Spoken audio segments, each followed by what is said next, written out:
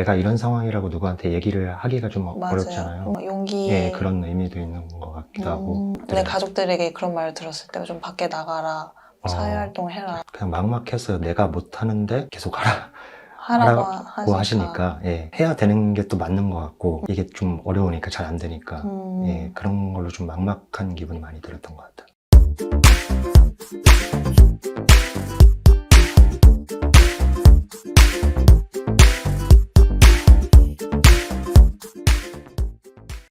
네, 저는 현재 서울시 자살예방 서포터즈 2기로 활동하고 있는 안채영이라고 하고요. 저 역시 이제 은둔고립이랑 비슷한 경험을 한 적이 있어가지고 이 주제에 대해서 좀 더 소통하고자 이 인터뷰에 참여하게 됐습니다. 이번에 좀 솔직하게 서로 이야기 나눠볼 수 있으면 좋을 것 같아요. 일단 오늘 인터뷰 참여해 주셔서 감사하고요. 감사합니다.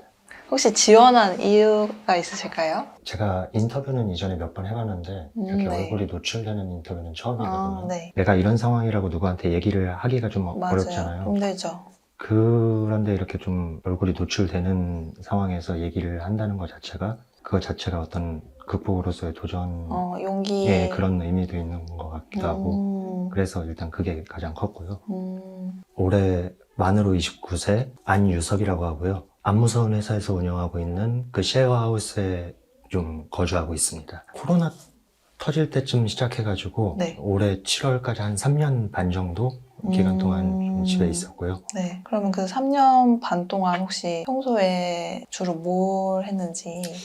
주로 그냥 컴퓨터 앞에서 많이 보낸 것 같아요. 뭐 게임을 한다든지, 뭐 인터넷 뭐 검색을 한다든지, 뭐 영화도 보고 그러면 혹시 은둔 생활 전에도 내가 좀 이렇게 정서적으로 좀 고립되어 있다 이렇게 느끼신 적은 있으세요? 어렸을 때부터 항상 조금 가지고 있었던 것 같아요. 제가 중학교 때 강박증을 이라는 병이 시작이 됐는데 그래가지고 고등학교를 진학을 안 했거든요. 자퇴를 했는데 그때 이후로 좀 소속감이라는 게 없다 보니까 그냥 어딜 가도 항상 겉도는 느낌이고 좀 나를 어떻게 설명해야 될지도 모르겠고 항상 그런 일상적인 고립감 같은 거는 계속 있었던 것 같아요. 그럼 혹시 그런 정서적인 고립감이 은둔 생활에 좀 영향을 미쳤다고 생각하세요? 예, 굉장히 영향을 많이 미쳤다고 생각을 해요. 계기는 코로나였는데 이미 그 전부터 그런 그런 게 징조가 있었다고 생각합니다. 그러면 코로나로 인해서 이제 물리적 고립까지 더해지면서 좀 더 심해진 것 같다는. 네, 그렇죠. 그냥 그 전에도 간헐적으로 좀 그냥 집에 오래 있었던 별일 없으면 외출을 하지 않았던 그런 시기들도 있었는데 근데 아예 이제 본격적으로 하기 시작한 건 계기가 그렇게 된 거예요. 저도 이제 코로나 때 잠깐 그런 운동 생활을 했었거든요. 한 2년 정도. 그러다 보니까 나도 모르게 집에만 이렇게 있는 시간이 많다 보니까 밖으로 안 나가게 되고 이러면 혼자서 좀 생각이 많아지잖아요. 그러면서 그런 게 좀 힘들더라고요. 생각이 저를 괴롭히는 게. 혹시 그러시진 않으셨어요? 저는 조금 화가 많이 나더라고요. 내가 왜 이렇게 됐지라는 좀 주관적이고 되게 왜곡된 거긴 한데 조금 옛날에 뭐 나한테 좀 안 좋게 대했던 사람들이라거나 그런 거에 조금 화가 많이 쌓이더라고요. 그러면 그런 거를 해소할 때가 딱히 없으셨겠네요. 그때 당시에는. 그때 그런 해소하고 싶었던 그런 감정들을 지금은 이제 쉐어하우스에서 살고 계시잖아요. 그러면서 조금 해소가 되셨는지. 많이가 아니라 그냥 아예 요즘은 화 나는 일은 없고요. 조금 침울해지고 뭐 이런 건 있어도 화는 이제 싹 사라진 것 같아요. 진짜요? 예. 다행이시네. 아무래도 좀 관계가 중요한 것 같아요. 사회적인 소속감이 진짜 중요하다고 느끼는 게 저도 그렇게 생각하는데. 처음에는 조금 그 코로나라는 명분이 되게 편안하게 느껴졌어요. 오히려 안 나가야 그때는 칭찬받는 시기였잖아요. 그렇죠. 명분도 있었고 그리고 만약에 나갈 일이 있어도 마스크를 다 쓰니까 뭔가 좀 집에 오래 있으면 사람 대하기가 조금 어려워지고 그런 게 있는데 그 세상하고 나하고 좀 방어막 같은 게 생긴다는 그런 느낌? 처음 한 1, 2년 정도는 되게 편했던 것 같아요, 솔직히. 근데 이제 그게 점점 불편해지기 시작하고 조금 나가고 싶고 그러다가 2022년 네. 4월쯤에 이제 벚꽃 필 때쯤에 네. 창밖으로 이제 벚꽃 핀 거를 봤는데 되게 나가고 싶더라고요. 근데 나가지를 못하겠는 거예요, 잘. 네. 그래서 내일 나가야지 하다가 어떻게 벚꽃이 져버렸는데 그때 조금 이게 내가 굉장히 건강하지 못한 상태구나 그때 이런 거를 확 좀 깨달았다. 체감하시게 예. 된 것 같아요. 그러면 그런 상황에 있었을 때 혹시 주변 사람들의 반응 같은 게 있었을까요? 뭐 가족이라든지 친구들이라든지 내가 은둔 생활을 하고 있다는 거를 혹시 알고 계셨을까요? 일단 친구들이랑은 다 연락을 제가 끊고 피하고 그래가지고 네. 나를 피하나 보다 뭐 이렇게 생각을 했을 수 있어도 몰랐을 것 같고요. 네. 가족들은 되게 좀 같이 힘들어했죠. 뭐 일을 꼭 안 해도 되니까 뭐라도 나가서 뭐 배워보든지 네. 그냥 가볍게 사람이라도 좀 만나보는 게 어떻겠냐 권유를 계속 하시고 근데 그것도 되게 그때는 좀 버겁더라고요. 네. 뭘 배우든 그냥 사람을 만나든 저를 소개를 어떻게 해야 될지 모르겠고 네. 몇 년째 집에 있습니다. 뭐 네. 이러기가 조금 아무래도 이제 한국 사회가 좀 나이에 대해서 좀 예. 민감하잖아요. 네네. 그러다 보니까 이렇게 나이 뭐 30이면 뭘 해야지 약간 이런 기준이 있다 보니까 네. 그런 게 좀 더 심하지 않았나. 그런 게 아무래도 청년들을 좀 더 힘들게 하지 않나? 사회적으로도 있지만 또 그 사회적인 거에 영향을 받아서 스스로 좀 그러는 것도 있는 것 같아요. 지금 뭐 집에서 나온 지 얼마 안 됐지만 네. 그때 생각하면 너무 좀 상상력이 제한되어 있지 않았나. 너무 내 스스로 좀 가두지 않았나. 예. 아무래도 만날 기회도 없고 생각을 할 수 있는 창구가 나밖에 없으니까 예, 그렇죠. 더 좀 갇히게 되는 것 같아요. 예. 혼자 생각에. 그러면 지금은 이제 쉐어하우스에 살고 계시잖아요. 네. 그러면 어떻게 이제 내가 쉐어하우스에 가야겠다라고 생각하시는 계기가 있으실까요? 강박증으로 네. 좀 어렸을 때부터 고생하다가 치료를 받다가 도중에 관뒀어요. 네. 그러다가 올해부터 다시 치료를 시작했는데 약을 처음에 정신과 다니다 보면 이것저것 많이 바꾸거든요. 맞아요. 예, 그랬는데 그 바꾼 것 중에 조금 부작용이 있었는지 우울증이 되게 심해지더라고요. 네. 좀 한 달 정도 되게 고생을 하다가 네. 조금 상황이 나아지고 이제 조금 의욕이 좀 살아나기 시작하고 계속 이러고 있고 싶지 않더라고요. 그래서 뭔가에 도전을 해봐야겠다 했는데 그냥 일을 구한다거나 뭘 하기에는 너무 좀 진입장벽이 높게 느껴지더라고요. 그 어머니가 권유 항상 하신 대로 조금 일단 가볍게 사람이라도 만나볼까 했는데 또 그것도 저를 어떻게 소개를 해야 될지 모르겠고 근데 저랑 비슷한 사람들이 이제 하고 만나면은 네. 적어도 이거를 숨길 필요는 없으니까 좀 그런 사람들을 좀 만나보고 싶다라는 생각을 했고요. 작년에 2022년에 안무서운 회사가 이제 창업을 했는데 그때부터 기사를 통해서 접해서 알고 있었거든요. 그 회사가 제일 먼저 생각이 나더라고요. 그래서 일단 상담 요청을 했고 마침 쉐어하우스에 자리가 한 자리가 남는다고 그래서 어떻게 운 좋게 이렇게 입주하게 됐습니다. 하루에 휴일은 그냥 자유시간이고요. 네. 평일 기준 10시 반에 이제 일과가 시작해요. 네. 도와주시는 직원분 한 분 계시고 네. 하우스 멤버들끼리 쫙 모여서 아까 전에도 그 컨디션 점수 매겼는데 저희도 네. 기분 점수라는 걸 매기거든요. 네. 오늘 뭐 일어났는데 기분이 몇 점인지 그리고 습관 노트라는 게 또 하나 있어서 네. 가벼운 거 뭐 거창하지 않은 거 물 뭐 1리터 하루에 마시기 운동 하루에 한 번 산책하기 매일 지키고 있나 좀 체크를 같이 하고 공유를 하고 그러고 나서 이제 점심 식사 당번이 쭉 있는데요. 직원분들이 도와주시면 같이 이제 그 식사 준비도 하고 그래서 점심도 같이 먹고 그렇게 점심 시간이 끝나고 나면은 하우스에서 제공해주는 그런 프로그램이 있어요. 뭐 자주 모임이라든지 스킬이나 어떤 관계에서의 스킬을 좀 증진시킬 수 있는 네. 도와줄 수 있는 그런 프로그램이 있어서 그런 일정에 참여한다든지 그런 식으로 이제 하루가 혹시 그런 프로그램은 다 자율인가요? 아니면은 조금 강제성을 띠고 강제성은 전혀 없고요. 물론 네. 권유는 계속 끊임없이 네. 하기 싫다고 해도 그 뭐 아침 모임에서부터 뭐 그 식사 당번 뭐 이런 식으로 좀 네. 의무가 있는 거를 제외하고는 다 자율적으로? 그냥 컨디션에 따라 아니면 자신의 선호도에 따라서 그러면 혹시 쉐어하우스 들어가기 전의 생활이랑 네. 지금 쉐어하우스에서 생활하시는 걸 비교했을 때 나의 스스로가 많이 달라졌다고 느끼세요? 제가 입주한 지 3개월 조금 넘었는데요. 네. 그 3개월 동안 되게 많이 변화가 있었다고 생각합니다. 집에서는 그냥 계속 컴퓨터만 하고 뭐 그냥 혼자 괴로워하고 뭐 이러고 있었는데 이제 조그만 일이라도 뭐 밥 먹고 설거지를 한다거나 집에서는 잘 안 하게 되는데 그쵸. 뭐 그런 일상적인 일들 별거 아닌 것 같은데도 그런 거를 계속해서 해 나가는 게 되게 많이 도움이 되는 것 같고요. 조금 의욕 같은 게 좀 살아난다고 해야 될까요? 예. 자기 효능감 이런 것도. 예, 그런 것도 많이 올라가고 저희가 저 포함해서 총 8명인데 네. 그렇게 좀 많은 다양한 사람들과 이렇게 교류를 하다 보니까 네. 아까 말씀드렸듯이 화가 나거나 뭐 이런 부정적인 감정도 많이 좀 누그러들었고 사라지고. 우울하거나 뭐 이런 것도 많이 아무래도 이렇게 사람들이랑 같이 있다 보면 우울한 감정을 좀 말할 수 있고 해소할 수가 있으니까 예. 그런 것도 그럼 조금 많이 괜찮아지셨겠어요. 예. 그리고 애초에 우울할 일 자체가 확 줄어든 것 같아요. 거기 같이 생활을 하시면서 네네.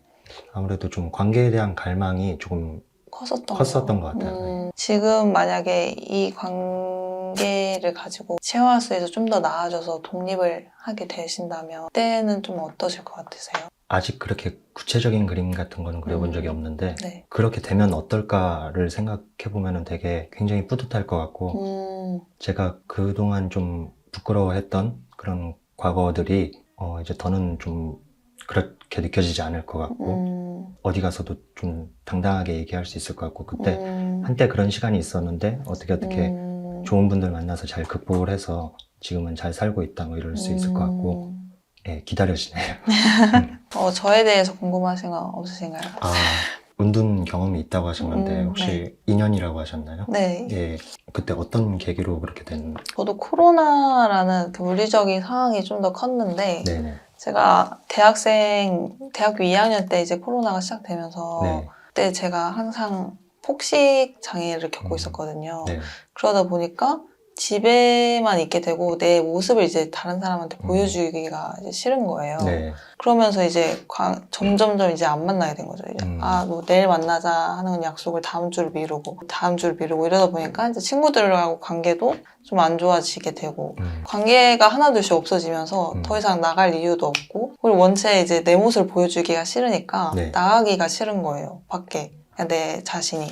그러면서 이제 점점 집에만 있는 시간도 많아지고 이제 좀 특이하게 가족들은 전혀 몰랐거든요. 제가 이런 생활을 하고 있다는 거를 네. 진짜 철저하게 숨겼기 때문에 잘 모르셨는데 어느 순간 한 2년 정도 생활을 하다 보니까 감정이 좀 바닥을 찍으니까 너무 이제 힘들어지는 거예요. 제 자신이. 네. 그러니까 내가 좀 나아져야겠다라는 생각을 하면서 병원에 가야겠다라고 생각을 하게 된 것 같아요. 네. 그러면서 그거를 계기로 좀 하나하나씩 이런 서포터즈 활동도 하고 면접도 보고 인턴 생활도 하고 하나하나씩 좀 이렇게 앞으로 나아가게 된 것 같은 느낌이 들어요. 저는. 인턴 생활도 하세요? 네, 인턴 생활 하고 있는데 네.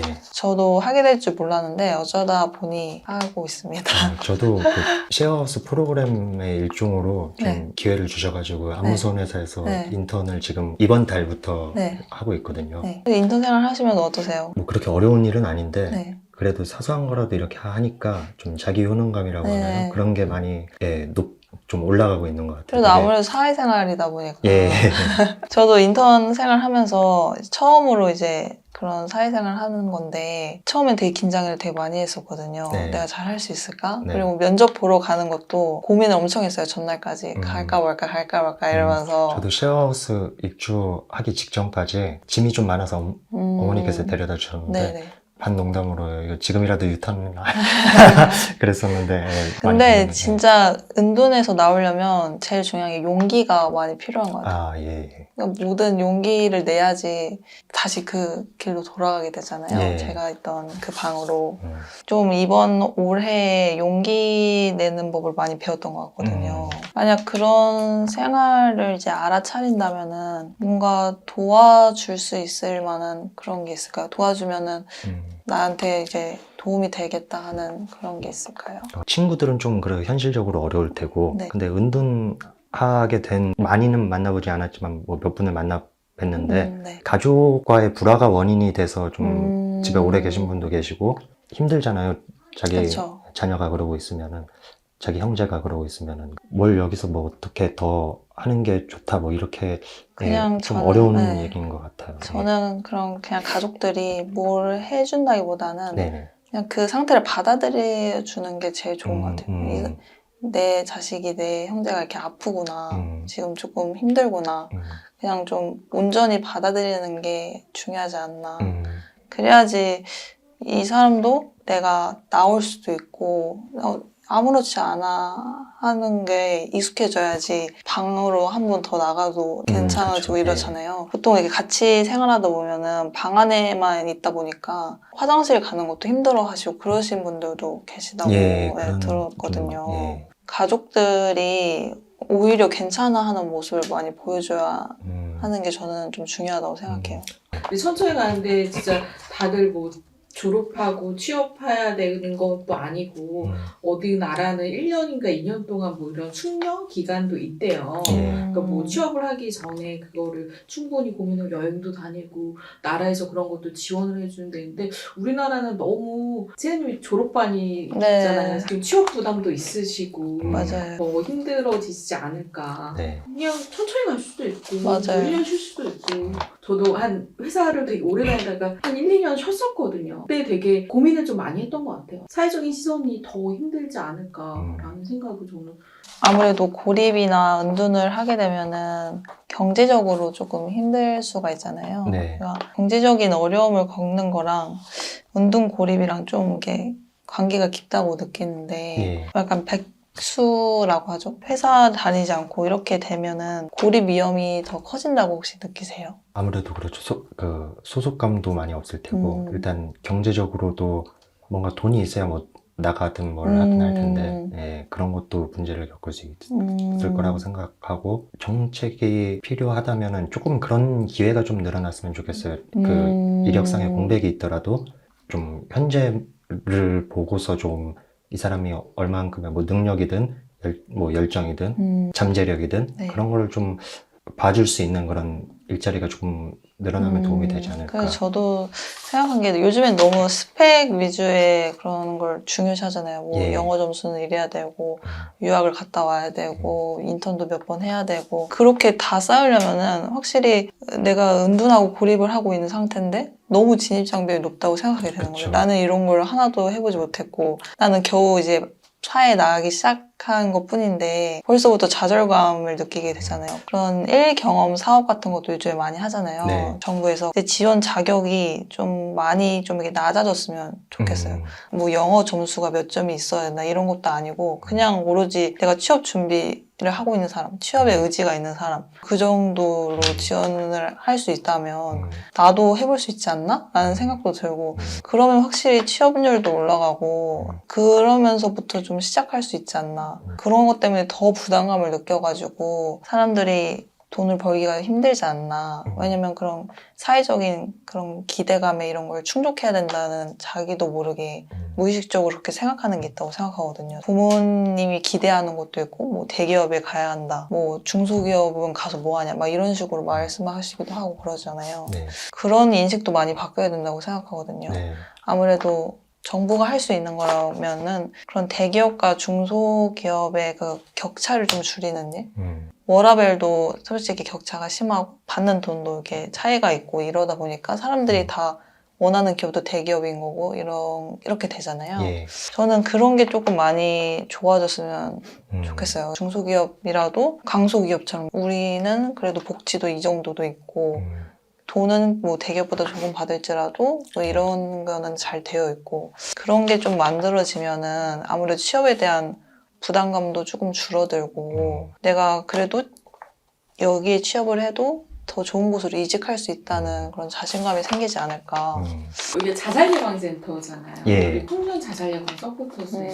청년이 코로나 시기 때 많이 사망을 많이 했어 자살로. 그거에 대해서 좀 어떻게 생각하시는지. 오늘 은둔에 대해 고립에 대해서 좀 얘기했는데 이게 또 연관이 아예 없을 수는 없을 것 같아요. 그래서 그거에 대해서 좀 어떻게 생각하시는지. 코로나 시기는 아닌데 그 어렸을 적에 자살 시도라면 시도할 수 있고 뭐 그런 걸 한 번 한 적은 있었어요. 수면 유도제를 좀 많이 먹었는데 그런 적이 있었는데 저도 그런 경험이 있었는데 저는 제가 아프다는 걸 조금 부정했었던 것 같아요. 그래서 그 코로나 때 한 2년 동안 전 정신과가 아니라 내과를 처음에 갔었어요. 왜냐면 막 엄청 불안한 거예요. 네. 아무것도 안 하고 있는데 너무 불안해서 막 미칠 것 같은 거예요. 아무것도 못 하겠고. 그러면 이제 내과에 가면은 내과에서 처방해 줄 수 있는 그런 약이 또 있어요. 정신과만 처방해 줄 수 있는 게 아니라. 네. 그래서 그 약을 저도 모르게 어느 순간 모으고 있더라고요. 제가 통 안에. 그거를 불안하면은 하나씩 까먹는 게 아니라 막 몇 개씩 이렇게 먹게 되고 그냥 아예 잠으로 회피하려고 막 그걸 먹고 자고 필요 없는 약은 그냥 다 모아서 버려버리고 이런 저를 보니까 아 이게 뭔가 잘못되어 가고 있구나. 내가 좀 많이 힘들구나. 이렇게 느끼게 되더라고요. 저도. 그때가 가장 중요한 것 같아요. 그때 누군가 너 지금 좀 힘든 것 같아. 너 그러니까 병원에 우리 같이 가보자. 이런 게 중요한데 아무래도 많은 분들이 혼자서 이거를 해결하려고 하다 보고 내가 말을 안 하면은 솔직히 모르잖아요. 그래서 나도 말을 하려고 하는 이런 사회 인식이 좀 바뀌어 있는. 내가 좀 힘들어, 아파 이런 것도 부끄러운 게 아니라 그냥 그럴 수 있는 거잖아요. 누구나 사람이니까. 네. 저는 그렇게 좀 바뀌어야 되지 않나. 되게 동의하는 게 일단 제가 처음 정신적인 문제를 가지게 된 게 중학교 1학년 때였는데 14살 때 네. 부모님이 그런 인식이 지금보다는 조금 미비하던 시절을 겪으셨기 때문에 조금 그냥 마음을 좀 편히 가져보는 게 어떻겠냐. 강박증, 제 의지대로 컨트롤이 잘 안 되는데 그러면 어떻겠냐. 그냥 그런 식으로만 말씀하고 근데 그때 조금 치료 시기가 조금 더 일렀더라면 더 낫지 않았을까 뭐 그런 생각도 들거든요. 그런 인식도 많이 개선이 되고 있지만 저는 원래 한 번도 막 죽고 싶다 이런 생각을 해본 적이 없었어요. 그리고 그런 생각을 한다는 걸 이해를 못하는 수준이었어요. 네네. 중고등학생 때는. 어떻게 죽고 싶다는 생각을 하지? 음. 죽고 싶은 게 뭐지? 약간 이런 식의 수준이었는데 어느 날 제가 이제 너무 그렇게 2년 동안 힘들다 보니까 어느 순간 뭔가 나 지금 죽어도 상관이 없을 것 같아요. 이런 생각이 드는 거예요. 죽고 싶다가 아니라 그냥 죽어도 괜찮을 것 같은데? 죽어도 지금 상관없을 것 같은데? 아무렇지도 않을 것 같은데? 근데 이런 생각을 하는 제가 무서운 거예요. 내가 어떻게 이렇게 됐지? 어느 순간 내가 이렇게 변했지? 그래서 저는 이제 병원에 가게 된 거거든요. 네. 근데 저 같은 사람도 있겠지만 더 이게 깊이 들어가는 사람도 분명히 있을 거잖아요. 전 그런 거를 막기 위해서는 먼저 내가 아프다고 말하는 것도 중요한 것 같아요. 다른 사람들이 나를 도와주는 것도 중요하지만 예. 청년들이 막 그런 트위터나 막 이런 걸로도 활동을 하잖아요. 막 우울하다고 표현을 하고. 근데 그런 데에서만 표현을 하는 게 아니라 실제로도 좀 이렇게 학교라든지 회사라든지 이런 장소에서라도 말할 수 있는 게 저는 필요하다고 느끼거든요. 굉장히 그런 상담실이라든지 이런 게 좀 막 조심스러운 장소가 아니라 다 누구나 나 오늘 상담받고 왔어. 뭐 이렇게 말할 수 있는 네. 그런 게 저는 필요하다고 생각해요. 예, 되게 공감이 가요. 혹시 그 정신과도 지금은 네. 다시 다니신다고 했는데 네네. 그 경험은 좀 어떠세요? 네. 요즘은 뭐 그런 자살 생각은 하지 않고 있고요. 네. 예, 우울한 것도 조금 기분이 오늘 좀 다운된다 뭐 이 정도지 우울하다 막 아주 죽겠다 이런 건 없고요.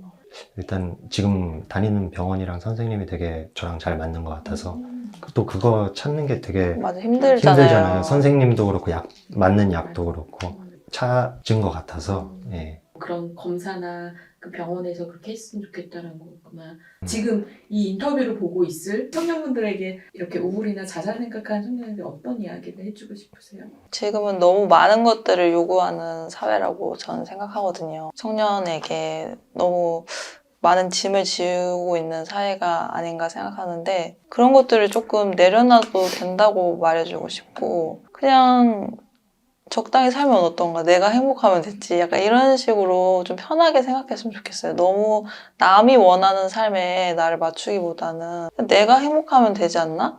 이거에 좀 집중했으면 좋겠고, 그런 면에서 내가 힘들다고, 정신적으로 힘들다고 느끼거나 그러면 병원에 가는 거를 정말 추천하고, 병원에 가서도 포기하지 않고 꾸준히 다니는 게 진짜 중요하거든요. 왜냐면 정신과는 한 번 갔다고 이 병원과 내가 100% 잘 맞을 수 있는 것도 아니고 그게 되게 중요하잖아요. 그렇게 한두 번으로 가는 걸로 끝나지 않을 수 있게 노력하는 것도 자기만의 노력도 좀 필요하고 뭐 자살 생각이라든지 그런 게 들면은 병원을 찾는 게 전문가의 도움을 받는 게 아무래도 제일 중요하다고 생각하고요. 처음 가보고 이거는 아닌 것 같은데 되게 안 맞는 선생님이 있을 수도 있고 그렇게 막 쉽게 포기하지는 않았으면 좋겠어요. 되게 저도 처음에 그래서 오랜 기간 치료를 중단하기도 했고 그랬는데 결국에 또 어딘가는 가게 있거든요. 예, 저랑 잘 맞는.